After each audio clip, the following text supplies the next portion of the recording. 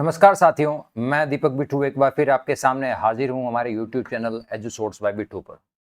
आज अपन चर्चा को आगे बढ़ाते हैं ऑस्ट्रेलिया की, जिसके बारे में हमने पिछले वीडियो में पढ़ा था और लगभग आधा जो है ऑस्ट्रेलिया महाद्वीप है, उसके बारे में जो नॉलेज है वो अपन ने प्राप्त किया।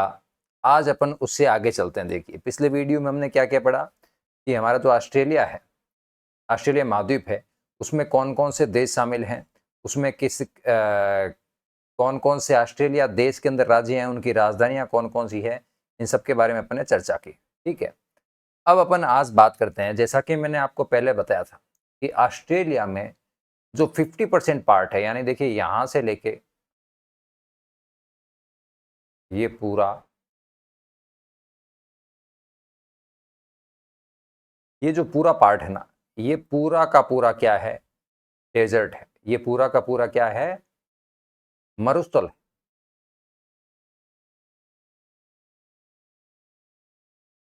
ये पूरा का पूरा मरुस्थल है। ठीक है, अभी जो ऑस्ट्रेलिया है, इसमें कौन कौन से रेगिस्तान हैं, ये आपको बाय नेम याद होने चाहिए। ठीक है, और इनकी स्थिति भी थोड़ी बहुत आपको पता होनी चाहिए, क्योंकि आजकल जितने भी सब्जेक्टिव एग्जाम होते हैं उनमें उनमें जब ऐसा प्रश्न आता है तो आपको नक्शा बना के उनकी स्थिति भी बतानी पड़ती है। तो ऑस्ट्रेलिया में कौन कौन से मरुस्थल हैं, उनकी क्या क्या स्थिति है, उसके बारे में बात करते हैं। ऑस्ट्रेलिया में कुल मिलाकर अगर बड़े तौर पे कहें तो कुल मिलाकर 5 बड़े मरुस्थल हैं। ठीक है, उनके नाम आपको पता होना चाहिए। देखिए, सबसे पहले बात करते हैं, ये जो नीचे वाला एरिया ना, ये इसमें जो मरुस्थल है, ये जो मरुस्थल है पूरा का पूरा, इसको क्या कहते हैं, इसको कहते हैं Great Victoria Desert. Great Victoria Desert. ठीक है, ये जो नीचे वाला पार्ट आप देख रहे हैं ऑस्ट्रेलिया का, मतलब बात अपन बीच के पार्ट की करें, लगभग ये 50% से ज्यादा ही होगा, इसमें मरुस्थल होता है। और उसमें भी जो दक्षिणी पार्ट है, यहाँ पे जो मरुस्थल पाया जाता है वो कहलाता है ग्रेट विक्टोरिया डेजर्ट। क्या नाम है, Great Victoria Desert. Great Victoria, यहाँ पे भी ये जो राज्य है इसको क्या कहते हैं, जो साउथर्न है, दक्षिणी भाग है, इसको भी विक्टोरिया कहते हैं, आपको पता है। तो इसका भी नीचे वाला जो मरुस्थल है उसको कहते हैं विक्टोरिया डेजर्ट। अब जो ग्रेट विक्टोरिया डेजर्ट है, उसकी खासियत क्या है ग्रेट विक्टोरिया डेजर्ट की, ये आपको थोड़ी सी पता होनी चाहिए। ये मैं यहां पे लिख देता हूं, ग्रेट विक्टोरिया डेजर्ट की। ग्रेट विक्टोरिया डेजर्ट ऑस्ट्रेलिया के दक्षिणी भाग में स्थित है। यहां पे एमू नाम का पक्षी पाया जाता है। एमू नाम का पक्षी आप गूगल पे सर्च करना, गोडावण होता है ना, देखिए ये बड़े बड़े विशालकाय जो पक्षी होते हैं, ये रेगिस्तानी इलाकों में पाया जाता है। तो एमू जो पाया जाता है वो ऑस्ट्रेलिया के ग्रेट विक्टोरिया डेजर्ट में पाया जाता है। बात अगर करें शतुरमुर्ग की,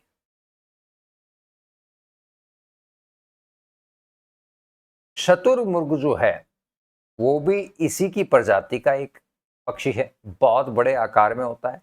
ये पाया जाता है कालाहारी मरुस्थल में। ठीक है, कालाहारी मरुस्थल की चर्चा अपन बाद में करेंगे। फिर एक होता है गोडावण। ठीक है, राजस्थान के जो सामान्य ज्ञान है, जनरल नॉलेज है, राजस्थान का जो राज्य के पक्षी है गोडावण। ठीक है, ये गोडावण कहाँ पाया जाता है, थार के मरुस्थल में। तो ये 3 बड़े मरुस्थलों में 3 बड़े बड़े पक्षी पाए जाते हैं, एमू, शतरमुर्ग और गोडावण। एमू जो पक्षी है वो पाया जाता है ग्रेट विक्टोरिया डेजर्ट में, जो कि ऑस्ट्रेलिया में स्थित है। फिर शतरमुर्ग कालाहारी अफ्रीका में, और गोडावण जो है ये पाया जाता है थार में हमारे। चलिए, तो एक मरुस्थल तो आपको 5 में से क्लियर हो गया होगा कि ग्रेट विक्टोरिया डेजर्ट है ऑस्ट्रेलिया के दक्षिणी भाग में, जहां एमू पक्षी पाया जाता है। अब देखिए, अब अपन बात करते हैं पूर्व में और पश्चिम में कौन कौन सा पाया जाता है। तो पूर्व में ये जो वाला पार्ट है ना, ये जो पार्ट है ना ऑस्ट्रेलिया का पूर्व में, इसको कहते हैं गिब्सन डेजर्ट। क्या कहते हैं, गिब्सन। और इसके ठीक दूसरी ओर इसी का भाई है, ठीक है, डेजर्ट। यहां पे जो डेजर्ट है उसको कहते हैं सिम्पसन डेजर्ट, ठीक है। एक तरफ है गिब्सन डेजर्ट, एक तरफ है सिम्पसन डेजर्ट, नीचे है ग्रेट विक्टोरिया डेजर्ट, ठीक है। अब बात करते हैं ऊपर की तरफ, उत्तर में कौन सा है, तो यहां पे जो डेजर्ट है, यहां पे जो मरुस्थल है उसको कहते हैं तनामी डेजर्ट, तनामी मरुस्थल। तो 5 मरुस्थल है मैंने आपको बताया बड़े बड़े ऑस्ट्रेलिया में। उसमें सबसे पहला है ग्रेट विक्टोरिया डेजर्ट, फिर एक तरफ है सिप्सन गिब्सन डेजर्ट, दूसरी तरफ है सिप्सन मरुस्थल, ऊपर है तनामी मरुस्थल। अब एक और है गिब्सन और तनामी, इसके बीच में जो मरुस्थल पाया जाता है इसको कहा जाता है सैंडी डेजर्ट। क्या? सैंडी। वैसे इसको ग्रेट सैंडी डेजर्ट भी इसका पूरा नाम है, तो सैंडी डेजर्ट। तो देखिए 5 बड़े मरुस्थल हैं वो ऑस्ट्रेलिया में पाए जाते हैं। जब हम ऑस्ट्रेलिया के बारे में सोचते हैं तब हमारे दिमाग में हरे भरे जंगल, बड़े बड़े पहाड़, नदियां, झरने आते होंगे, लेकिन सत्य यह है कि ऑस्ट्रेलिया का मोर देन 50% पार्ट जो है वो रेगिस्तान के अंदर समाया हुआ है ना। तो इसलिए रेगिस्तान के नाम याद रखना ऑस्ट्रेलिया के बड़े इंपॉर्टेंट हो जाता है। और 5 बड़े रेगिस्तान ऑस्ट्रेलिया में है जो मैंने आपको बताया। एक है नीचे जो है दक्षिण में है ग्रेट विक्टोरिया डेजर्ट, फिर पश्चिम में गिब्सन, तो पूर्व में सिप्सन, ऊपर तनामी और इसके बीच में सैंडी। तो Great Victoria Desert, Gibson, Simpson, Sandy and Tanami, ये 5 प्रकार के मरुस्थल हैं। ये आपको अच्छी तरीके से याद होने चाहिए। ये मैंने ऑस्ट्रेलिया के बारे में आपको बताया। चलिए, अब मरुस्थल की बात हो गई, ऑस्ट्रेलिया के मरुस्थल आपको अच्छी तरीके से पता चल गए। अब बात करते हैं ऑस्ट्रेलिया में बड़ी बड़ी खाड़ियां कौन सी है ना। खाड़ी क्या होता है? खाड़ी होता है बे, बे कहते हैं ना इसको, बे ऑफ बंगाल है जैसे, बे या फिर खाड़ी। खाड़ी का मतलब क्या होता है? खाड़ी का मतलब होता है कि वो भूभाग, ठीक है ना, जलीय वो भूभाग, जो जल का वो भाग जो कि भूमि से गिरा हो तीन ओर से। देखिए ये होती है खाड़ी, ठीक है। अब यहां पे देखो कौन कौन सी खाड़ियां हैं इंपॉर्टेंट, वो बताता हूं। सबसे पहले तो ये है, देखो ये आपको ऐसा नहीं लग रहा, ये जो पार्ट है पूरा का पूरा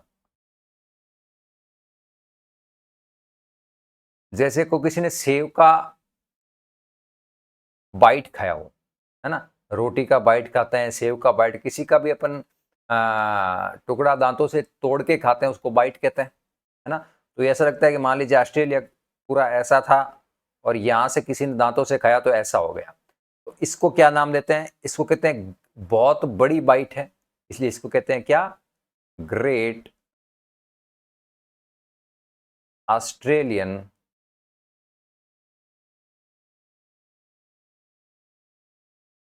बाइट, ठीक है ना। ये प्रश्न रेलवे के एग्जाम में एनटीपीसी में आ चुका है ना, ग्रेट ऑस्ट्रेलियन बाइट। और ये प्रश्न ऐसे आया था कि ग्रेट ऑस्ट्रेलियन बाइट है, आपको जैसे नाम लेते तो आपको पता चल जाएगा ऑस्ट्रेलिया की है ये। उन्होंने पूछा था कि निम्न में से ऑस्ट्रेलिया के दक्षिण बिंदु पर कौन सी खाड़ी पाई जाती है, कौन सी बे पाई जाती है? वो है ग्रेट ऑस्ट्रेलियन बाइट। अब आपको क्लियर हो गया कि ग्रेट ऑस्ट्रेलियन बाइट क्या है। ये एक बहुत बड़ा बाइट है वो ऑस्ट्रेलिया से, ऐसा लग रहा है कि काट लिया गया हो, तो ग्रेट ऑस्ट्रेलियन बाइट। तो एक खाड़ी होगी, 3 खाड़ियां बड़ी इंपॉर्टेंट है वो बता देता हूं। फिर उसके बाद में दूसरी जो इंपॉर्टेंट खाड़ी है वो है ये वाली, देखिए ये भी तीन ओर से घिरी हुई है जल से, भूमि से। ये जो है इसको कहते हैं क्या? जोसेफ बोनापार्ट खाड़ी, gulf, Joseph Bonaparte gulf. Gulf खाड़ी बे एक ही होता है, ठीक है। तो जोसेफ बोनापार्ट गल्फ। तो 2 खाड़ियां मैंने बता दी। मैंने आपको कहा कि 3 बड़ी खाड़ियां मैं आपको बताऊंगा, इनमें 3 बड़ी बे गल्फ बताऊंगा। पहली होगी ग्रेट ऑस्ट्रेलियन बाइट, जो कि ऑस्ट्रेलिया के दक्षिण में स्थित है। 2 है जो उत्तर में है। पहली मैंने आपको बता दी जोसेफ बोनापार्ट गल्फ, और ये जो है तीसरी, ये देख रहे हैं आप, ये वाली जो खाड़ी है, इसका नाम क्या है? इसका नाम है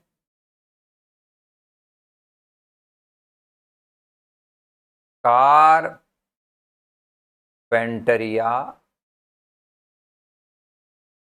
गल्फ। ठीक है, गल्फ ऑफ कारपेंटरिया या कारपेंटरिया गल्फ। अब देखो, अगर आप देखोगे तो ऐसा लगता है किसी कारपेंटर ने इसको जो है वो बनाया है, पूरी डिजाइन देके, है ना। ये देखो, एकदम डिजाइन दी है गल्फ की, देखिए 3, ताकि ये तीनों ओर से गिरवे लगे। तो इसको आप याद रखने की ट्रिक है, कारपेंटर ने बनाया है, इसलिए इसको कहते हैं कारपेंटरिया गल्फ। ठीक है, तो 3 हो गई। ये है जोसेफ बोनापार्ट गल्फ, ये है द ग्रेट ऑस्ट्रेलियन बाइट, और ये है कारपेंटरिया गल्फ। ठीक है, तो ऑस्ट्रेलिया में कौन कौन से मरुस्थल हैं वो क्लियर हो गए। ऑस्ट्रेलिया में कौन कौन सी खाड़ियां हैं वो क्लियर हो गई। चलिए, अब नेक्स्ट चलते हैं कि ऑस्ट्रेलिया में रेगिस्तान, आपने देखे इतने बड़े पार्ट पर रेगिस्तान है, खाड़ियां हैं। तो एक प्रश्न उठता है कि क्या ऑस्ट्रेलिया में कोई पर्वत श्रृंखला भी है क्या? जी, ऑस्ट्रेलिया में बिल्कुल एक बहुत बड़ी पर्वत श्रृंखला है ना। और ये पूरा का पूरा जो ऑस्ट्रेलिया का आप देख रहे हैं ना, पश्चिमी पूर्वी पार्ट, इसको ये पूरा का पूरा कवर करती है। ये देखिए यहां से ये ऐसे फैली हुई है पूरी, इसके सारे। ठीक है, इसको कहा जाता है जीडीआर। क्या? G D R. जीडीआर का मतलब ग्रेट डिवाइडिंग रेंज। ठीक है, इसका मतलब क्या है? Great dividing range, GDR. ये पर्वत श्रृंखला है ऑस्ट्रेलिया की। तो ऑस्ट्रेलिया में जब भी पर्वत श्रृंखला पूछी जाएगी तो हमेशा जीडीआर ही पूछी जाएगी, है ना। जैसे अगर आप किसी ऑस्ट्रेलिया के आदमी से पूछें कि भारत में कौन कौन सी पर्वत श्रृंखलाएं हैं, तो उसके दिमाग में एक ही चीज आती है, हिमालय, है ना। उसी प्रकार से हम भारतीयों के लिए अगर ज्ञान के बारे में बात करें तो ये जानना आवश्यक है कि ऑस्ट्रेलिया में जो सबसे बड़ी पर्वत श्रृंखला है या सबसे इंपॉर्टेंट पर्वत श्रृंखला जो याद रखने योग्य और याद रखी जानी चाहिए परीक्षा की दृष्टि से, वो है ग्रेट डिवाइडिंग रेंज, जीडीआर। ठीक है ना। अब एक बात और बता दूं, जीडीआर है वो विश्व की चौथी सबसे बड़ी पर्वत श्रृंखला है। कितनी है? चौथी सबसे बड़ी पर्वत श्रृंखला है। तो ऊपर वाली 3, फर्स्ट, सेकंड और थर्ड सबसे लंबी श्रृंखलाएं कौन कौन सी है तो मैं बता दूं। पहली श्रृंखला है वो है एंडीज। कौन सी? एंडीज। एंडीज श्रृंखला कहां है? साउथ अमेरिका में, दक्षिण अमेरिका में है। और जब दक्षिण अमेरिका आएगा तो अपन अच्छी तरीके से पढ़ेंगे। 2 नंबर दूसरा स्थान जो प्राप्त किया है सबसे बड़ी लंबी पर्वत श्रृंखला में, वो है रॉकी, केजीएफ का रॉकी भाई। ये रॉकी, रॉकी है दूसरे स्थान पर। कहाँ है? अमेरिका में है। ठीक है, तीसरी जो है नॉर्थ अमेरिका कह सकते हैं अपन, महाद्वीप की बात कर रहे हैं तो नॉर्थ अमेरिका। ठीक है, तीसरी है हमारी हिमालय। हिमालय 3 नंबर पे आती है विश्व में, है ना। इंडिया लिख दो, चाइना लिख दो, कुछ भी कर दो, एशिया कर देते हैं, महाद्वीप की बात करते हैं मतलब। और चौथे नंबर है ग्रेट डिवाइडिंग रेंज। तो ग्रेट डिवाइडिंग रेंज जो है, इसका महत्व तो काफी ज्यादा है कि विश्व की सबसे चौथी बड़ी पर्वत श्रृंखला है। तो पहली एंडीज है, दूसरी है रॉकी, तीसरी है हिमालय और चौथी है ग्रेट डिवाइडिंग रेंज, जीडीआर। ठीक है, अब बात करते हैं कि जीडीआर तो चलो इसकी पर्वत श्रृंखला है। ऑस्ट्रेलिया में सबसे ऊंची पर्वत श्रेणी कौन सी है ना। जैसे माउंट एवरेस्ट होता है, सबसे ऊंची कौन सी? माउंट एवरेस्ट है विश्व की। तो ग्रेट डिवाइडिंग रेंज पर्टिकुलर बात करें या फिर ऑस्ट्रेलिया की बात करें तो कौन सी है जो पर्वत श्रेणी जो सबसे ऊपर है? ये चलो मैं बताऊँ, सबसे ऊपर ये वाली, ये पर्वत श्रेणी सबसे ऊपर है। इसका क्या नाम है? इसका नाम है कोस। भाई किस किस को ये पता है? बहुत कम लोगों को पता है, अपन मान के चलते हैं। तो उसे आप याद रख सकते हैं कि इस श्रेणी का नाम क्या है? किस किस को। ठीक है ना। ओरिजिनल नाम तो इसका तो थोड़ा है, कोसिस कुस्को। क्या है? कोसिस कुस्को। तो कोसिस कुस्को है ना, कोसिस कुस्को। ये है ऑस्ट्रेलिया की सबसे ऊंची पर्वत श्रेणी। जैसे हमारे यहाँ पे माउंट एवरेस्ट है, विश्व के भी सबसे माउंट एवरेस्ट है, लेकिन अगर पर्टिकुलर ऑस्ट्रेलिया महाद्वीप की बात करें या ऑस्ट्रेलिया देश की बात करें या फिर ग्रेट डिवाइडिंग रेंज की बात करें, कोसिस कुस्को है जो सबसे बड़ी पर्वत श्रृंखला है। किस किस को, ये जो ट्रिक है इससे आप याद रख सकते हैं, या आप और कोई भी ट्रिक है अपने मन से बना सकते हैं। ठीक है, ये मैंने बताया ऑस्ट्रेलिया में पर्वत श्रेणियां ज्यादा नहीं है, एक सबसे बड़ी पर्वत श्रेणी यही है। तो ऑस्ट्रेलिया में कौन कौन से रेगिस्तान है वो हमने देखे, ऑस्ट्रेलिया में कौन कौन सी पर्वत श्रेणी है वो देखी, खाड़ियां देखी हमने, इंपॉर्टेंट कौन कौन सी है। अब अपन बात करते हैं ऑस्ट्रेलिया में नदियां कौन कौन सी है ना। तो ऑस्ट्रेलिया में नदियां दो ही है। कितनी है? दो ही है, दो ही नदियां हैं। आप देखेंगे तो ये है मूरे और डार्लिंग। एक नदी का नाम है मूरे, एक का नाम है डार्लिंग। और ये दोनों हैं, इनके बारे में ऑस्ट्रेलिया क्या कहता है? ऑस्ट्रेलिया कहता है, क्योंकि दो ही हैं, बड़ी नदियां दो ही है, तो ये कहता है कि ये दोनों क्या हैं? ये दोनों नदियां, ये दोनों नदियां मेरी डार्लिंग है। मेरी डार्लिंग से आप याद रखते हैं मूरे डार्लिंग। तो ये आपके लिए बहुत आसान काम हो गया। जैसे यूरोप में पढ़ेंगे तो काफ़ी ज़्यादा इंपॉर्टेंट नदियां हैं, बहुत ज़्यादा संख्या में हैं, तो वहाँ पे बड़ी संख्या में याद रखनी पड़ेगी। यूएसए में भी बहुत सारी नदियां याद रखनी पड़ेगी, एशिया में भी आपको आगे देखेंगे नदियां याद रखनी, लेकिन ऑस्ट्रेलिया ने आपको ये काम आसान बना दिया कि ज़्यादा नदियाँ हैं नहीं, और बड़ी नदियाँ और जो एग्ज़ाम में आने के लायक नदियाँ हैं वो दो ही हैं, मूरे और डार्लिंग। ये आपको कंठस्थ होने चाहिए कि ऑस्ट्रेलिया में दो नदियाँ हैं इंपॉर्टेंट, मूरे और डार्लिंग नदी। ट्रिक की बात करें तो कुछ भी बना सकते हैं, जैसे ये ट्रिक भी अच्छी है। ये ऑस्ट्रेलिया के पास दो ही नदियां हैं, तो ऑस्ट्रेलिया कहते हैं ये दोनों नदियां क्या है? मेरी डार्लिंग नदियां हैं, मूरे और डार्लिंग। ठीक है, तो नदियों के बारे में आपको पता चल गया। नदियां ऑस्ट्रेलिया की पता चल चुकी है आपको, मरुस्थल बता दिया, पहाड़ पर्वत श्रृंखला बता दी, खाड़ियां मैंने बता दी। अब बात करते हैं ऑस्ट्रेलिया में क्या रह गया? Great barrier reef. ये पढ़ लें, ये ऑस्ट्रेलिया की जान है, ऑस्ट्रेलिया क्या पूरे विश्व की जान है ना। क्या? Great barrier reef. ये जो पार्ट देख रहे हैं ना यहाँ पे,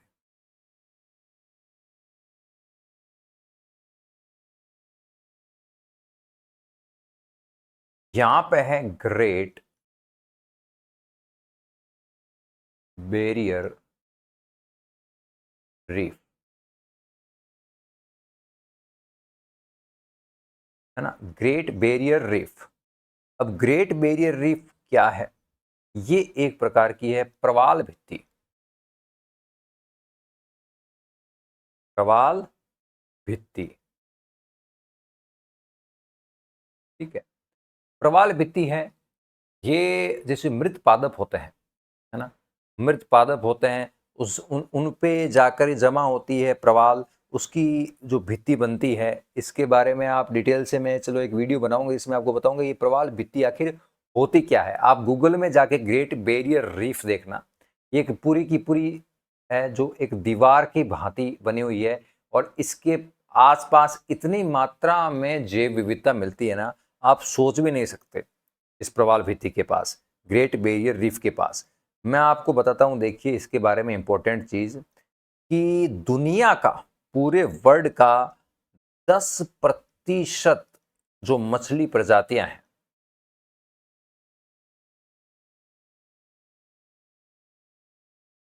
वो रहती है ग्रेट बैरियर रीफ के पास। ठीक है, 25% है ना, 25% मछली नहीं, मछली के अलावा भी बहुत सारी प्रजातियां रहती है, तो 25% जो समुद्री प्रजातियां हैं वो यहाँ रहती है। ठीक है, और ये विश्व की सबसे बड़ी प्रवाल भित्ति है। अगर बात करें प्रवाल भित्तियों की,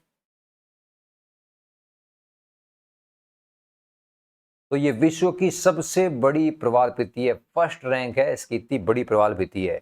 इसका दूसरा नाम है पानी का बगीचा। क्या कहते हैं इसको? पानी का बगीचा। ठीक है ना, तो पर्यावरण की दृष्टि से, जैव विविधता की दृष्टि से अगर हम देखें, जैव चक्र की दृष्टि से देखें, मतलब पर्यावरण की सुरक्षा के लिए, पर्यावरण के लाभ के लिए, या फिर अपन देखें कि इस धरती की आवश्यकता के लिए, पर्यावरणीय आवश्यकताओं के लिए ये एक अमृत की तरह है ना, इसका संरक्षण बहुत जरूरी है। तो अब मैं आपको एक टास्क देता हूं कि आप दो चीजें देखें। पहली चीज तो आप गूगल पे सर्च करना कि आखिर प्रवाल भित्ति क्या होती है ना। अगर आपको लगे कि मैं इस पे एक प्रवाल भित्ति पे ही अलग एक वीडियो बनाऊं, तो आप मेरे को कमेंट सेक्शन में बताना। दूसरी चीज आप देखना, करमाइकल कोयला माइंस लिखना गूगल पर। क्या लिखोगे?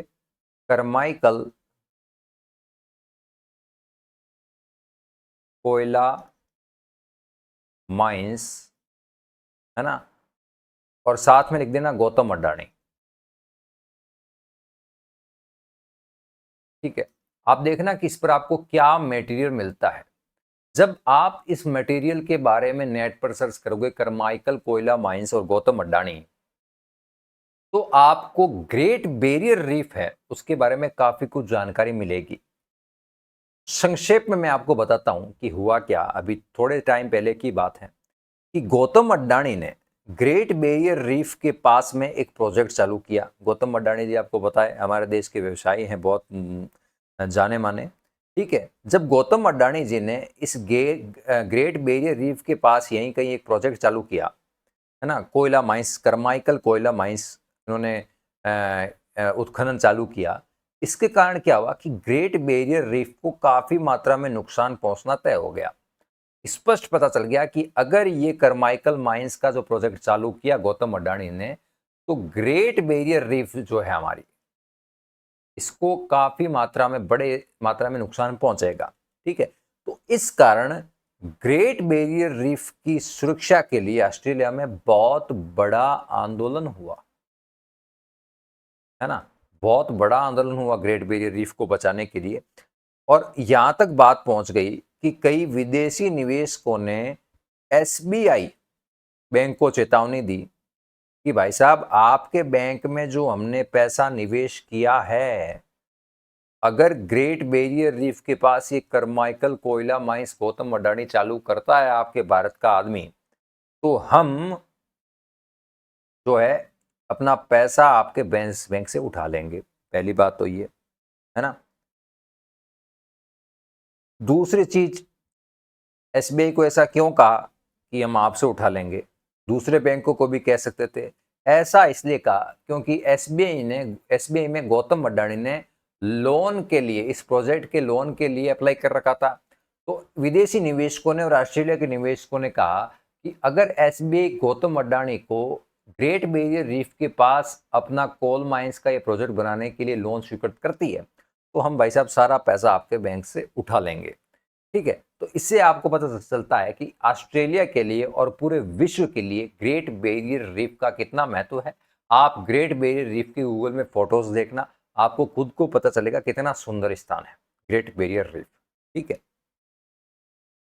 तो ये ऑस्ट्रेलिया के बारे में हमने बड़ी बड़ी बातें पढ़ी कि ऑस्ट्रेलिया का क्षेत्रफल किस प्रकार से बटा हुआ है, कौन कौन से द्वीप इसके अंदर शामिल होते हैं, है ना, कौन कौन सी नदियां हैं, कौन कौन सी खाड़ियां हैं, कौन कौन सी जल संधियां हैं, इस सब के बारे में अपन ने अच्छी तरीके से पढ़ा।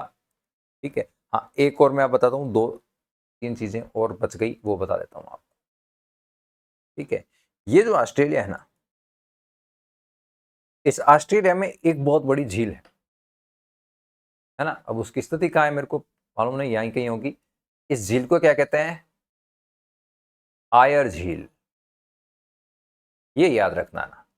देखो झील और नदियां ऑस्ट्रेलिया में बहुत कम है, इसलिए ये अब हमें याद होनी चाहिए, आयर झील। ठीक है। इसका दूसरा नाम है काटी ठंडा झील। क्या नाम है? काटी ठंडा झील। तो आयर झील या फिर आप कह सकते हैं काटी ठंडा झील, है ना। तो आयर झील या फिर काटी ठंडा झील है, वो कहाँ पे है?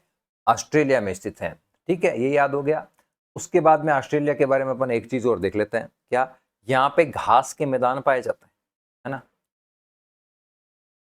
तो घास के मैदान है, देखिए शीतोष्ण रेखा जो है, शीतोष्ण प्रदेश होता है ना,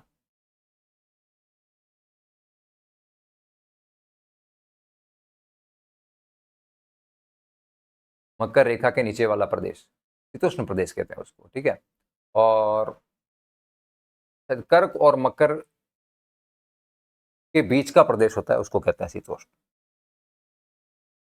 कर्क और मकर। कंफर्म कर लेते हैं। हाँ, शीतोष्ण प्रदेश और उष्ण प्रदेश और शीतोष्ण प्रदेश, इसके बारे में पता होना चाहिए।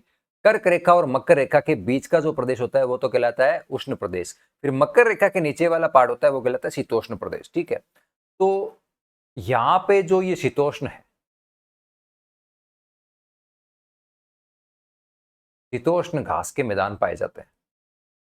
देखिए ये तो मरुस्थल है, पाए कहाँ जाएंगे? साइड साइड में मिलेंगे आपको घास के मैदान, यहाँ यहाँ यहाँ यहाँ यहाँ यहाँ यहाँ। इन मैदानों को क्या कहते हैं? इन घास के मैदानों को क्या कहते हैं? डाउन्स। इनको डाउन्स क्यों कहते हैं आप देख सकते हैं भाई साहब। इसकी ऑस्ट्रेलिया की स्थिति क्या है? एकदम डाउन है ना, एकदम डाउन है, इस कारण इसको कहते हैं डाउन्स। याद रह जाएगा। और सबसे ऊपर देखिए कौन सा है? अमेरिका। तो अमेरिका में जो शीतोष्ण के घास के मैदान पाए जाते हैं उनको कहते हैं prairies, because it is in priority of the world. ये वर्ल्ड की प्रायिकता में सबसे ऊपर है अमेरिका, इसलिए ये हो गया प्रेरीज। प्रेयरीज। ठीक है। और ये कहलाते हैं डाउन्स। ठीक है। घास के मैदान डाउन्स कहलाते हैं। जो उष्ण कटिबंध में पाए जाते हैं उनको कहते हैं सवाना घास के मैदान। ठीक है।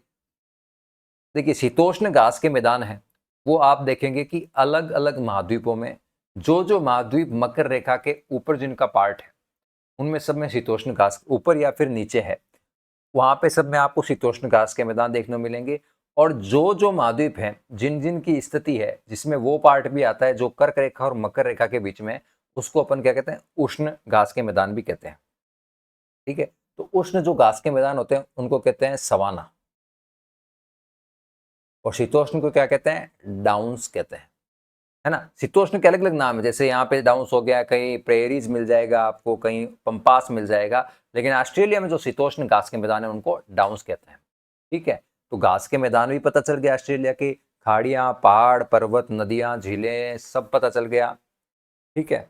बस इतना ही है ऑस्ट्रेलिया में, ज्यादा कुछ नहीं है। इतना आप अगर आप अच्छी तरीके से याद कर ले। चलिए न्यूजीलैंड के बारे में बता देता हूँ। ये जो पार्ट है ना, ये न्यूजीलैंड है ना। तो न्यूजीलैंड के बारे में ज्यादा कुछ इसमें न्यूजीलैंड में है नहीं जानने लायक, लेकिन जो है वो मैं आपको बता देता हूँ।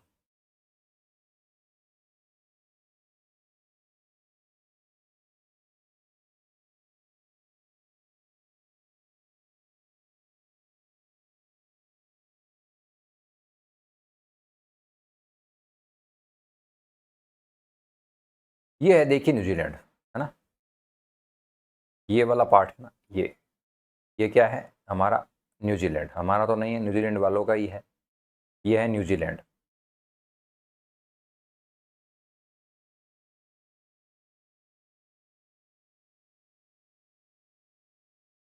ठीक है। न्यूजीलैंड आप देखते हैं कि दो भाग में बटा है। एक है उत्तरी न्यूजीलैंड, एक है दक्षिणी। ये है नॉर्थन पार्ट, ये है साउथ का पार्ट। इन दोनों के बीच में जल संधि है, जिसका मैंने आपको पिछले वीडियो में बताया था, उसको क्या कहते हैं? कुक जल संधि, कुक स्ट्रेट। ठीक है। अब उत्तर है, उसमें एक इंपॉर्टेंट चीज है, और दक्षिण है उसमें एक इंपॉर्टेंट चीज है। बस 3 चीजें याद रखनी है। पहली चीज क्या, कि न्यूजीलैंड है वो उत्तर और दक्षिण में दो द्वीपों में बटा हुआ है, ठीक है। दोनों को जोड़ने वाली जनसंधि कहलाती है कुक जल संधि। अब उत्तर में क्या है, उत्तर में है, उत्तरी जो न्यूजीलैंड है उसमें है इसकी राजधानी, इसको कहते हैं क्या, वेलिंगटन। वेलिंगटन, उत्तर में वेलिंगटन है। दक्षिण में कौन सी राजधानी है, दक्षिण में राजधानी है, राजधानी तो दक्षिण में नहीं होगी, वो एक ही राजधानी होती है, दक्षिण की कोई अलग राजधानी नहीं है। लेकिन इंपॉर्टेंट चीज, आपने नॉर्थ को दे दी राजधानी, तो साउथ को क्या दोगे, साउथ को देंगे हम इसकी इंपॉर्टेंट पर्वत श्रृंखला। जी हाँ, और इस पर्वत श्रृंखला का नाम क्या है, दक्षिणी आल्प्स। दक्षिणी आल्प्स, ठीक है। और जो दक्षिणी आल्प्स है इसकी जो सबसे ऊंची चोटी है उसका नाम है माउंट, वही कुक, ठीक है, माउंट कुक, माउंट कुक। दक्षिणी आल्प्स की सबसे ऊंची चोटी कौन सी है, माउंट कुक। तो देखिए न्यूजीलैंड के बारे में 3 बड़ी चीजें मैंने बताई, 4 चीजें हो गई। अब चलिए कि क्या नॉर्थ और साउथ 2 भाग में बटा हुआ है, दोनों को जोड़ने वाली जल संधि कौन सी कहलाती है, कुक जल संधि। जो नॉर्थ न्यूजीलैंड है उसमें वेलिंगटन उसकी राजधानी स्थित है, और जो साउथ न्यूजीलैंड है उसमें दक्षिणी आल्प्स नाम की इसकी सबसे बड़ी पर्वत श्रृंखला है, और दक्षिणी आल्प्स जो है इसकी सबसे ऊंची चोटी है वो माउंट कुक है। या फिर न्यूजीलैंड की भी अगर बात करें तो सबसे ऊंची चोटी कौन सी है, माउंट कुक है, ठीक है। ये है आपका ऑस्ट्रेलिया। ऑस्ट्रेलिया के बारे में अपन ने सारी चीजें अच्छी तरीके से पढ़ ली। महाद्वीपों में इनकी स्थिति कहाँ पे है, इसके घास के मैदान कौन कौन से हैं, फिर ऑस्ट्रेलिया के राज्य कौन कौन से हैं, नदियाँ, झीलें, पहाड़, मरुस्थल, पर्वत, सब कुछ मैंने ऑस्ट्रेलिया के बारे में इंपॉर्टेंट है वो आपको बता दिया है। ये ऑस्ट्रेलिया हमारे यहाँ पे कंप्लीट होता है। अगले वीडियो में हम एक और महाद्वीप उठाएंगे। इस प्रकार से जो 7 महाद्वीप हैं उनके बारे में मैं आपको बहुत ही आराम से अच्छी तरीके से समझाऊंगा, बताऊंगा, और ऐसा पढ़ाऊंगा कि आपको पढ़ते हुए ही याद हो जाए, ठीक है। तो आपको वीडियो आज का देखने के लिए बहुत बहुत धन्यवाद। Thank you so much.